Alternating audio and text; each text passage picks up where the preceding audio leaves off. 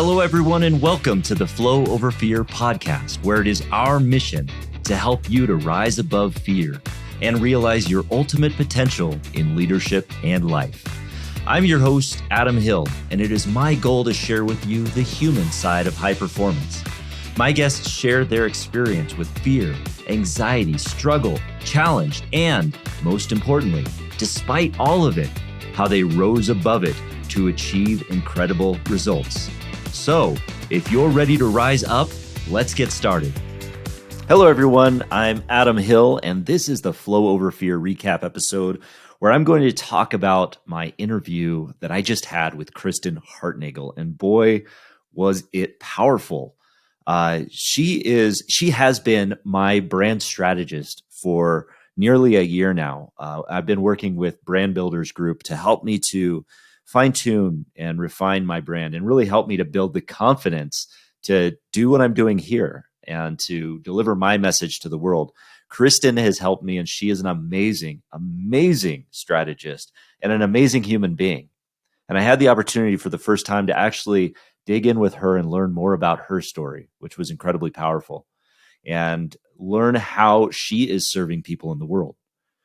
She has gone through her fair share of grief. And yet in that time, she has strengthened her spiritual compass, her spiritual mission in life, which is to help leaders and people to refine their brand and live out their story in their lives. In particular, her grief was drawn from the fact that she lost her mother, her father, and her sister in a very, very short period of time. Her sister, in particular, was diagnosed with stage 4 cancer and lived with that for 7 years, survived with stage 4 cancer for 7 years in a situation that would have been tumultuous, terrifying, tragic. And it certainly wasn't absent of any of those things for Kristen's family. But for them in particular, they chose to reframe that diagnosis. They chose to bring joy to that diagnosis. They chose to shape cancer. They even spelled cancer with a capital A instead of a capital C to remove its power, to make sure that they could have the control over the controllables in their own lives. And what was powerful about that story, what was amazing about this story, is that when Kristen's sister brought joy to that diagnosis and brought humor to it and brought amusement to that situation, that was able to translate and transcend the fear of death, the tragedy, the terror that existed in there, and it helped the family. It helped Kristen to find more joy, and it made the transition more powerful. It made the relationship more powerful. And one of the things that really stuck out to me during this interview was that in that grief, this was profound, that throughout those 7 years that Kristen's sister lived with this diagnosis, they could have lived in that terror. They could have lived with the fear. They could have lived in that. And again, they weren't absent of that. But what was powerful is because they chose to live in the joy, in the present, in the moment, it reshaped that entire relationship. It made it a spiritual experience. It made the transition from life to death more loving, more powerful, more connected. And there's power in that. And there's something that we can all learn from that, because I think we all go through grief at some time in our lives, whether we lose a loved one, whether we lose many loved ones, whether we experience disease, or we experience things that are out of our control, or we experience loss of a job, fear of what's going to happen. That grief lives within us. But one thing that Kristen taught me and is teaching us is that if we stay mindful, if we practice what she calls that miracle mindedness, then we can live in the present. We don't have to be slaves to the past. We don't want to draw our emotions from the past. And we can take that grief and we can find the balance of honoring that grief and not letting it take over our lives. Something that she coined, a powerful term that she coined, which I absolutely loved, is that grief can be an amazing visitor, but we don't have to let it move in. I think the phrase that she coined there was, it could stay for tea, but it can't stay for an eternity. And I absolutely love that. Grief, as with every emotion, is a valid emotion to feel. It's a valid thing that lives in our life, and there's a reason that we feel it.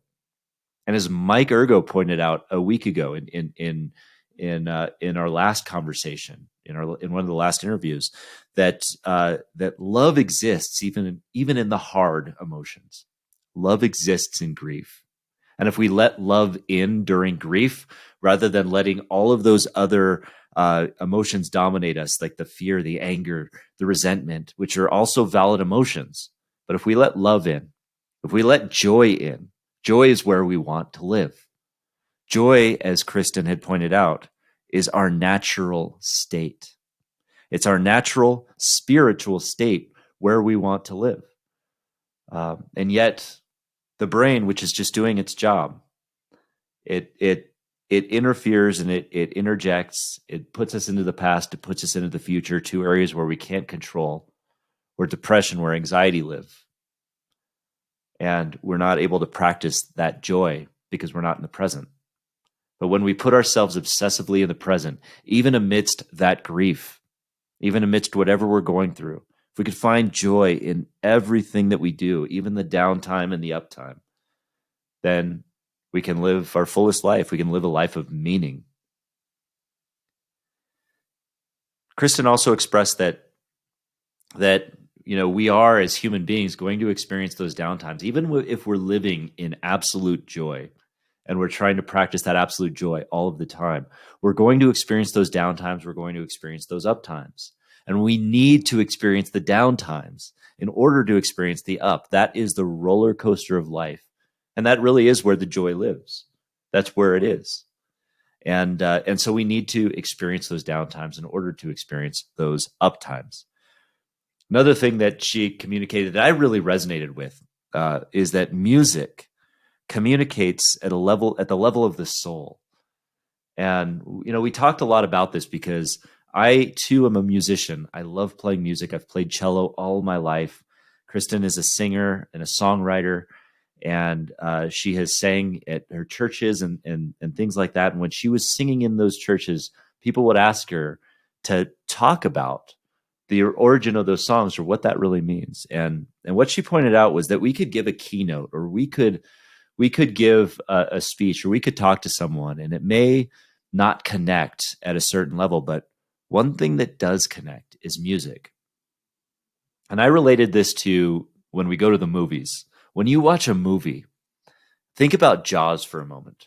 Think about the shark scene. If you could picture the movie Jaws in your mind, and you could picture that shark scene where the shark is coming up without the da da da da da da. What is the movie? There's no movie there. Think about Star Wars without the music. Think about any movie that you've ever seen without the music, and what is it? It's not a story anymore. Music brings connection. It communicates at the level of the soul. And so so the fact that she incorporates her music into her keynotes, it's a powerful way of bringing that connection to the spirit to a keynote speech. And Kristen brings her experience, her insight into grief, her insight into joy, and her insight into how we can always practice joy and level up our leadership into the leadership arena, into brand building, into how we build personal brands. She does that through her company, Evolve Now. And she does that through Brand Builders Group, which I have been a member of for some time, for almost a year now. And how she helps people within those communities is to help them find their joy in what they're doing, help them to live out their best selves in that thing, to celebrate what's right with the world, and find that we are all alchemists. We are all alchemists of joy because, again, joy is our natural state. And if you want to find out more about what Kristen is doing, she has a free webinar on her website, which you can find at kristenhartnagel.com/get-started-BTBB.